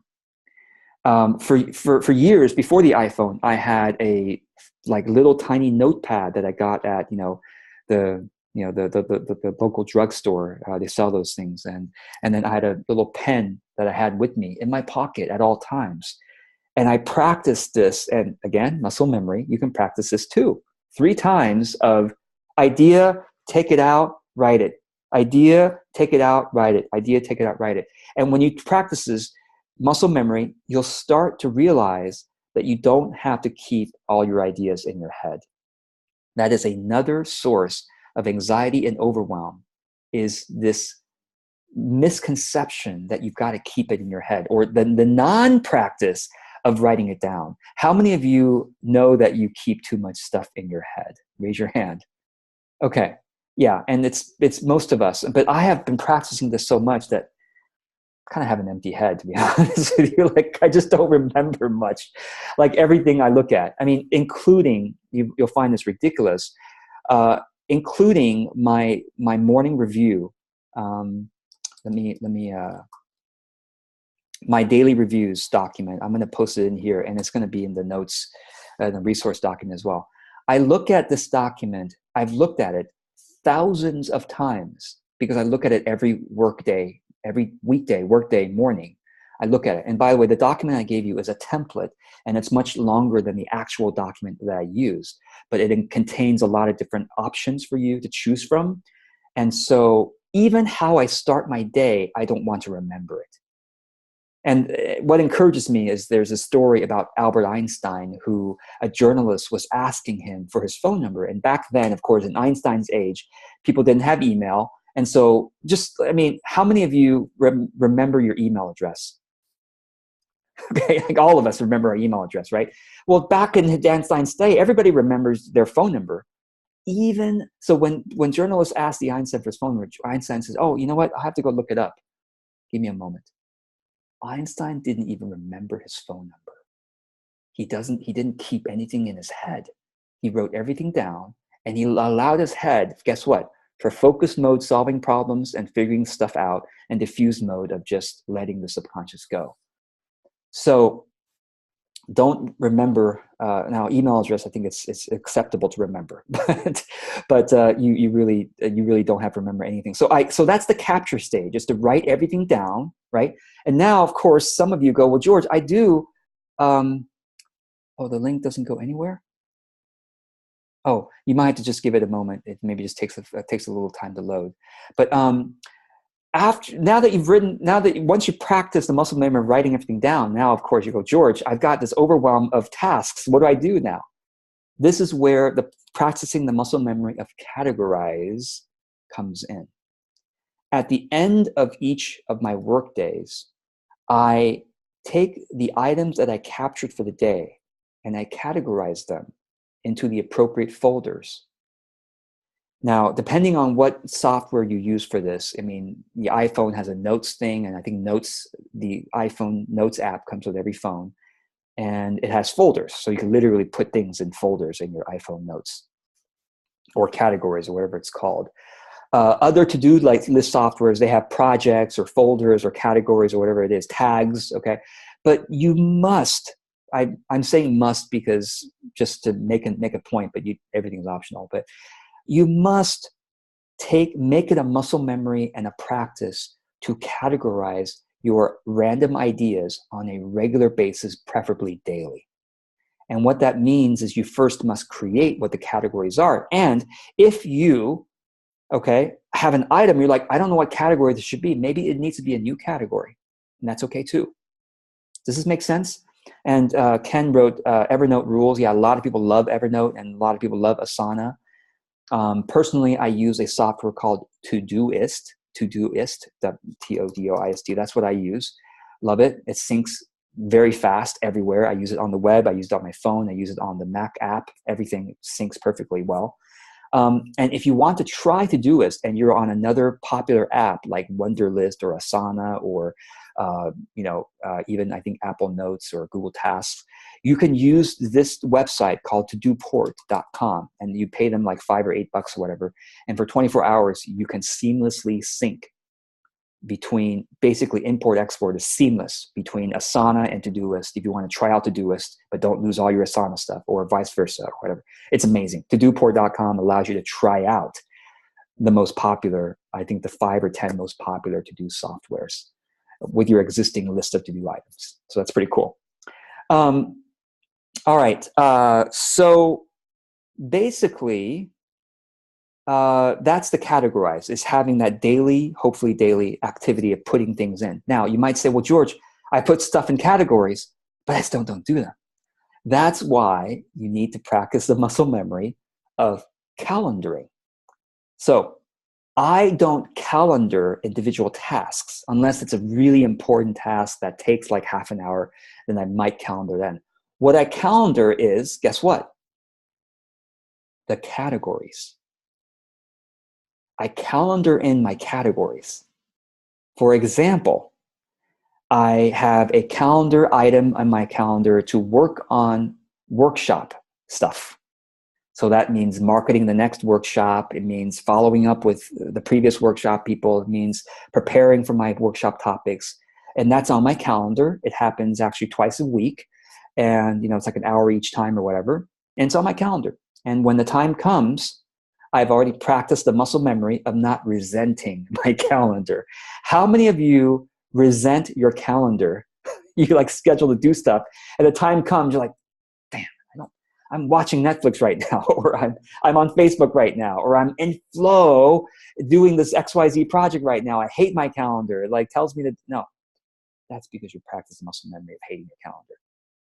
You can remember you are the boss of your calendar. You are the boss of your calendar, and you let your calendar be your assistant, reminding you, hey, Scott, you plan to do the workshop stuff. It's 10 a.m. and you plan to work on it from 10 to 11. Wouldn't it be a good idea to stop your trance right now, move, and and I'll give you another secret about diffused mode. Diffused mode actually works as long as you're not in the focus mode for that project. So Scott, maybe you were like really into, checking the analytics report and you were in flow there and learning analytics, whatever. And then 10 o'clock rolls around, you said you were going to work on your workshop. Practice the muscle memory of moving. And then guess what? When you work on the workshop, the diffused mode is going on for the analytics report. So as long as you're not in the focused mode of that thing, the diffused mode is happening even when you're focused on something else. So it's pretty amazing. So you're working on your workshop stuff, you're working on it, right? In the focus mode, you might suddenly have an idea about the analytics report. What do? Capture. Capture it, write it down.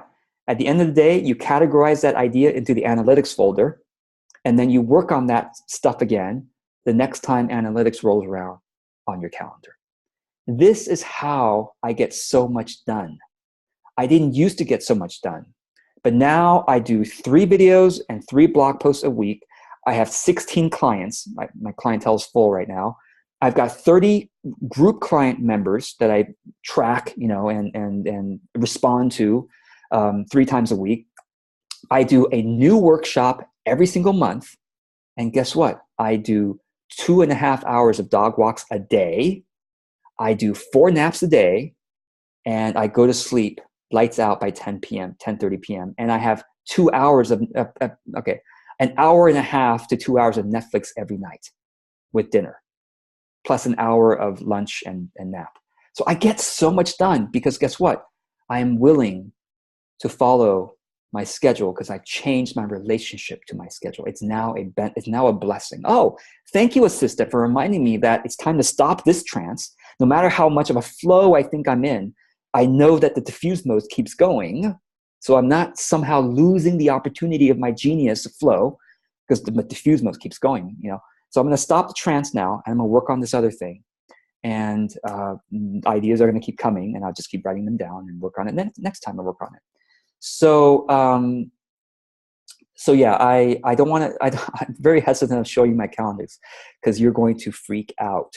How many of you want to see my calendar? Okay, but will you promise me not to freak out? Well, you can't promise me that. But so let me show you my calendar. And I'm just going to go into the future so that there's no client meetings that are shown here. Okay. Okay.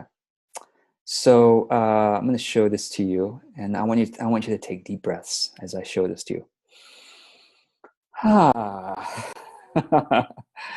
All right. So this is my calendar, and I do my best to follow it. Now, by the way, I have to say I'm human, and so I'm not perfect. And so, but I do actually follow it pretty closely. Like basically with a 15-minute buffer, I just go on to the next thing. And so, the kind of light blue stuff, the self-care stuff, like I said, I take a nap after breakfast. I take a nap in the late morning. I take a nap after lunch. I take a nap in the late afternoon. So I take 4 naps a day.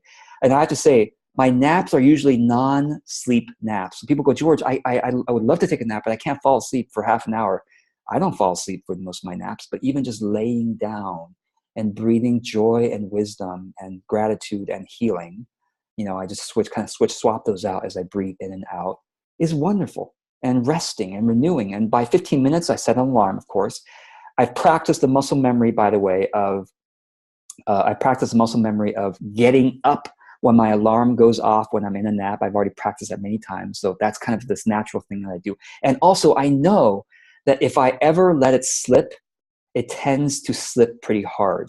So I know, I want to keep napping, but I know that I can't let it slip. Otherwise, I'm going to get into the bad habit, addiction of ignoring my alarms. So that reminder for me goes, okay, I better get up again. But having practiced so many times, it's a little easy. It's much easier now for me to get upright when I'm napping. So anyway, I don't need to go through my calendar because your calendar necessarily needs to look different. Don't try to copy my calendar. But basically, what do I say here? What I want you to notice is that, again, there are breaks throughout the day, right? Like every 2 or 3 hours, there's a break so that, I don't get crazy into the red zone. And the other thing I want to show you is that I fill everything out so I know how much discretionary time I have. And all of these things are actually categories in my Todoist. So that's when I know I'm working on my book or my program launch. Okay. This is when I know I'm working on my next workshop preparation or marketing. I put in 2 hours every Wednesday for a workshop or a Q&A, and the workshops and Q&A could be at 9 a.m. or it could be at 5:30 p.m., as you know, or the Q&A could be at 2 p.m. And so basically I move things around. So let's say on April 11th, my workshop's at 9 a.m. Then I'll just simply move it around. Okay, 9 a.m. is when that workshop's happening. I'll work on, and then the nap and the dog walk will happen after the workshop. I'll do the workshop prep for the next one in the afternoon. I'll move this forum thing here, and I'll move the book program here. See, everything has its place. Does that make sense? Okay, and did someone unmute? Okay, I'm just going to mute everyone again. Okay, great. And then the clients. Okay, so these purple slots are for me to know that I basically aim to have 7 hours of client appointments each week. So as clients schedule it in, I will reduce it. So let's say a client has scheduled an hour, and I'm like the previous week, I'm now looking at this week, I'm now kind of seeing how much discretionary time I have left. I will basically go, oh, client scheduled an hour, great. And thankfully these days, all my purple is gone, and I always have all my client slots filled weeks in advance. But this is how I kind of say, okay, so-and-so wants to meet with me. Do I have a slot? Guess what? I do have a slot every 2 weeks called Meet New Colleague. And so when someone schedules with me as a colleague that I want to meet with, I schedule, and then I would remove this. I would delete it for that week. See? And then if someone else wants to meet with me, I'll go, hey, you know what? Bob, I'd love to meet with you. Can we schedule something for starting May? Because I've already filled my Meet New Colleague slots for April. Does that make sense? Okay. So that's how I know everything. So for example, this thing happens like every 2 weeks. And so I just have to move this. I just have to move this elsewhere. That's just, so nothing should ever overlap. And everything that's important is a category that is calendared so that nothing falls through the cracks. So each week I have a little bit of, an hour, I have 2 hours of totally discretionary, whatever I want to work on with my for my business, I work on those things. But really, I have times to work on my marketing. It's called optimization. I have times to work on my newsletter. I have times to work on planning my next week's blog post and videos. I have times to host JV partners for my audience if that's needed. Times to work on my client group. Everything's in here. Everything's in here. And I also have times for completely blank days. All of my Saturdays are blank. All of them are completely blank. I don't even schedule social appointments on Saturdays. I'll be honest with you, and this may be one chink in my armor, is I don't really have a social life. And I used to feel bad about that. I don't have any friends locally, to be honest with you. And I used to feel bad about that, but now I'm actually relishing the fact that my Friday evenings are totally to myself. My Saturdays are completely for myself. My Sundays are all, and like, George, you're really sad. The only people you see are online.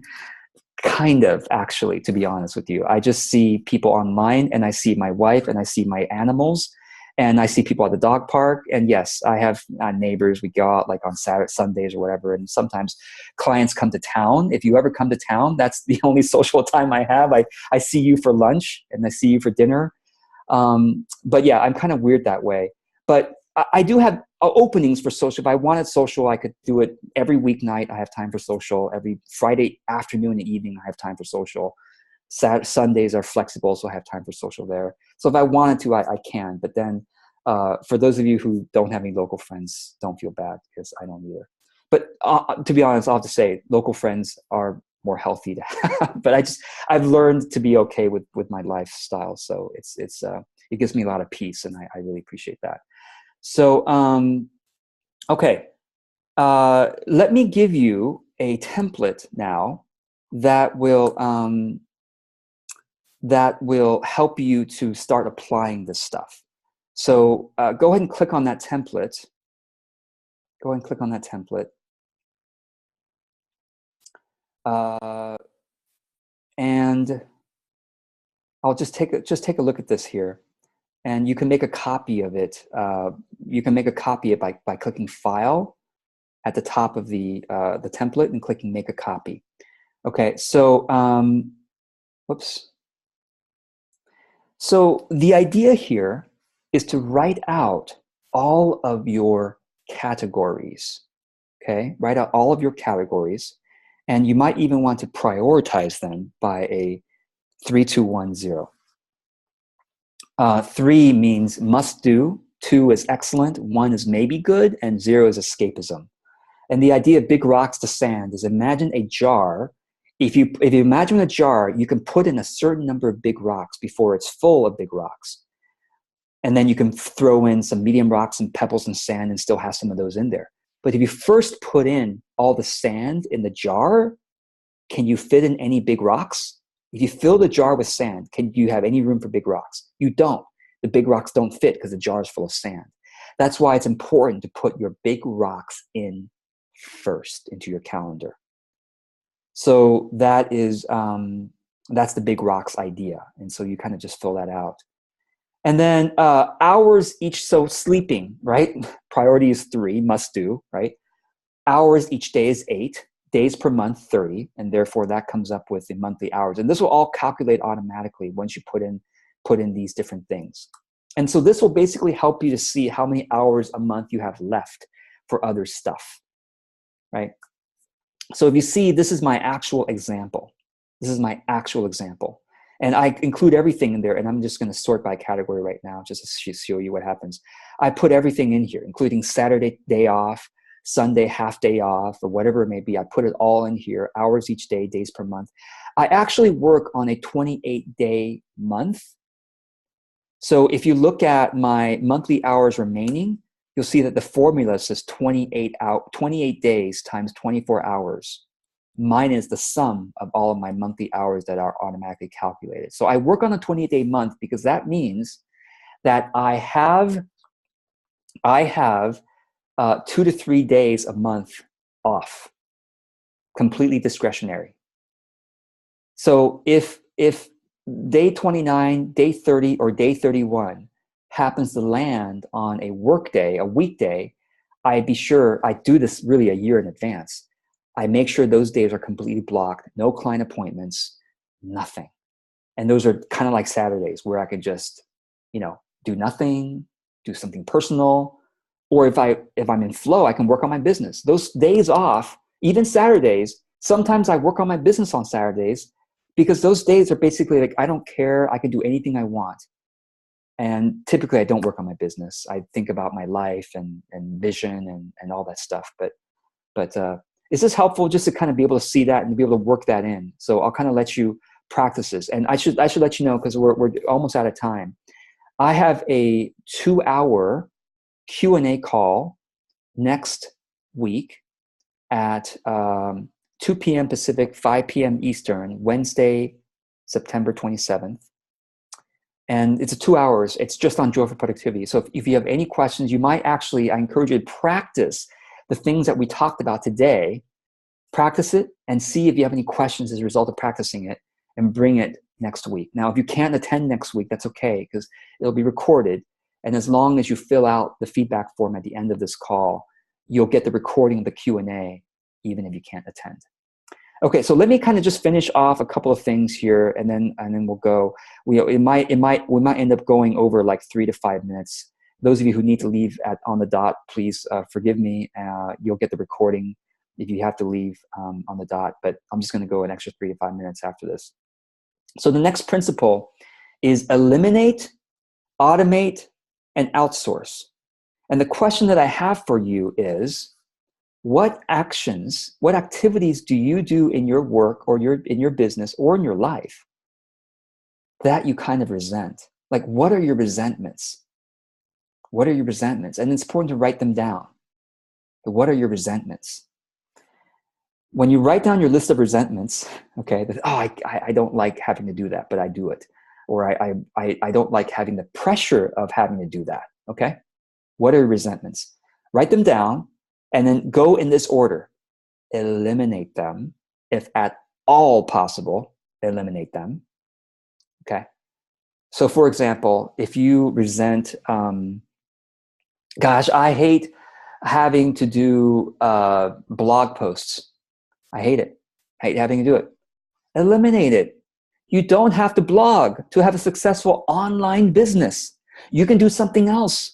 There is an online networking. There is participating in Facebook groups. There's all kinds of stuff you could do. You don't have to blog if you don't want to. Eliminate it. Fine. Tons of other stuff. If you don't know what else, brainstorm. And get a friend to help you brainstorm. Get a coach to help you brainstorm. Get a group. Go to your Facebook group. Say, hey, besides blogging, what else is there for outreach? Lots of things. Okay. Eliminate it. If you can't eliminate it, you're like, no, I really do feel called to it. I just feel resentful of it. Automate it. So there are certain things like bookkeeping. You can't eliminate bookkeeping. I'm sorry. If you want a business, bookkeeping has to happen at some point. Automate it. Okay. So I use mint.com to automate all of my bookkeeping. And I do very little bookkeeping each month. I do about 1 hour a month. I do my own bookkeeping, but most of it is done by mint.com. Automatic. I trained it over time. I automated it like, okay, when this expense comes in, please categorize it as that or whatever it may be. And Mint just does it automatically. And once a month, I just go back and check the previous month. Oh, how did it do? How did it go? Oh, I had to correct one thing here. Okay. And then if you can't automate it, then outsource it. Outsource it. So I noticed that I was doing certain tasks in my business that I'm like, you know what? I know I need to do it. I want to do it. I feel called to do it. I can't automate it. Can I give it to my wonderful VA to do it? Can I outsource it? Thankfully, yes. I did it for months and months and months. So I knew the process, and then I finally outsourced it, and like it freed up energy and time for me to do other things that are more of my strengths. And so eliminate, automate, outsource. And if you truly ask yourself those questions, you can't do it. And by the way, for those of you in Australia and elsewhere in the world, Mint doesn't work, and you have to use something called getpocketbook.com, I think is the link. And that one I think works internationally for other banks. Definitely works in Australia, I know that. And maybe New Zealand as well. So that's kind of like Mint in Australia and New Zealand. And Xero, thank you, Claire, Xero. She's in New Zealand, and that works too. Okay, so eliminate, automate, outsource, and if you can't do that, then the final thing you have to do, transform. Transform your relationship with that task, because you can't eliminate it, you can't automate it, you can't outsource it. So all you got to do, you still have to do it. Transform your relationship to it using all the tools and techniques that we've talked about today. Embodying higher truth, calm, joyful focus, practicing muscle memory, frequent creative rest, all that stuff. Okay? Okay. Now, the last thing I want to say is the last principle is called progress, patience, and peace. And I have to end on this because the reality is that once you practice some of these things, well, the thing I'll just say this, progress, patience, and peace, and not perfection. So whatever it is you're trying to implement from this workshop, right? Even if you do a little bit, and this is true for any learning that you do and any project that you do, you don't have to finish it and do it perfectly. Even if you just do a little bit, you've made progress. And then have patience that if you keep making progress, work on the project for 5 minutes, if you can't stand it, right? Work on it just for 5 minutes, make some progress. And if you are patient with continuing to make consistent progress, keep coming back to it. Remember focus, diffuse, focused mode. frequent creative rest. Progress, patience leads to peace, because your life gradually will come to a great sense of order and a great sense of peace. And I will tell you, I'm grateful that that is the experience that I have today. I get way more done than I used to, and I do it much more calmly and joyfully than I used to. I know I have a lot further to go, of course, just like anybody, but I'm just continuing to use these same techniques to keep making progress, have patience, and know that ultimately the big picture is peace. So I leave you with that. And the last thing I would love for you to do is to give me your feedback about this workshop. And I just chatted in the link in the chat. And so I would be so grateful if you can go to the link in the chat and click on that link and take a few minutes to fill out the feedback right after our call while the ideas are fresh, or go take a quick break and come back and fill it out. And if you fill out the feedback form, you get instant access to the resources document with all the links that I shared today, plus additional links. And you'll also have a place. Let me just show you real quick before we go. Be sure to put in your contact information and something about yourself, so if you want to keep in touch with other people. So just come into the document after you fill out the feedback form, you get the link. Come in here, scroll down past my introduction and type in your introduction.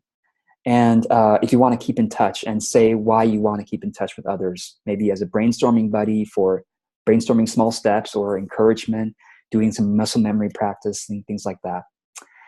Okay, so last thing I always like to do is take a group photo. So if you'll do me the favor and look at the camera and smile into the camera now. All right. Thank you so much. Appreciate it. George? Yes. Cindy, really fast. Scott had asked earlier, he said he can't make the call next week. Can I post a question somewhere? Oh, thanks for asking. Yes, email me the question. And what I typically do is make sure I prioritize the people who are live there. But then once those questions run out, I will certainly take any pre-posted questions. You just email it to me. All right, so thanks everyone. Wonderful to have you here. I'm just gonna unmute so that you can hear each other's voices. Thank you for being here, and sorry I was 5 minutes late. I hope you got a lot out of this. Thank you. Bye, everyone. Have a good night, have a good day. Thanks, George. Bye for now. George, thanks everyone.